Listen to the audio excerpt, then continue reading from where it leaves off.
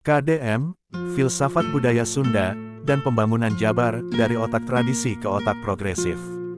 1. Konsep dasar, mengangkat filsafat budaya Sunda ke ranah pembangunan. Kang Deddy Mulyadi, KDM, ingin menggali lebih dalam kebudayaan Sunda agar bisa menjadi dasar filosofi pembangunan di Jawa Barat. Menurutnya, nilai-nilai kearifan lokal yang selama ini diwariskan secara turun-temurun harus dikaji lebih dalam, bukan sekadar dianggap sebagai tradisi mistik yang tak memiliki dasar akademik.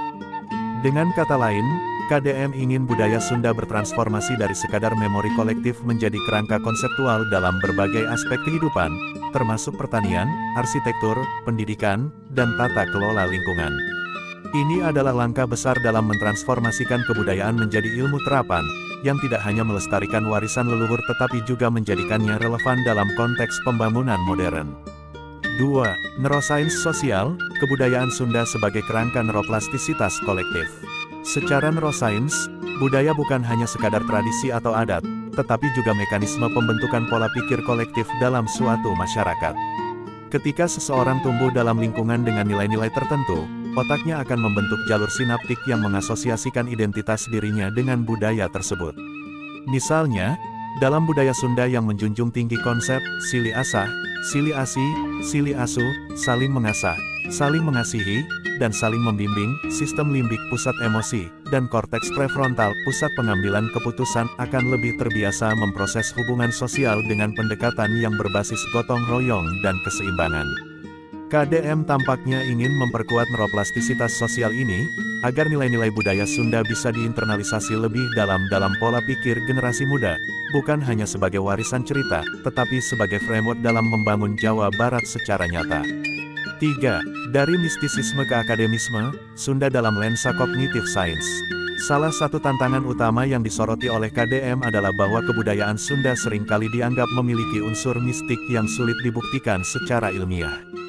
Dalam cognitive science, ini bisa dikaitkan dengan bias kognitif dalam memproses informasi budaya, di mana orang lebih cenderung mengaitkan hal-hal yang belum dipahami secara akademis dengan dunia spiritual atau supernatural.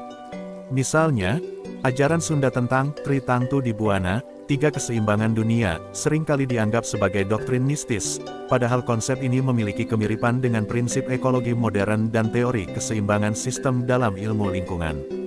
Jika nilai-nilai ini dikaji secara akademik, konsep-konsep budaya Sunda justru bisa menjadi dasar pembangunan yang sustainable dan berbasis filosofi lokal.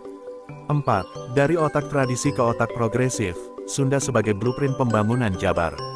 Pendekatan KDM ini bisa disebut sebagai neurorekonstruksi budaya, di mana kebudayaan Sunda tidak hanya dipelajari sebagai warisan tetapi juga dimodifikasi agar tetap relevan dengan zaman.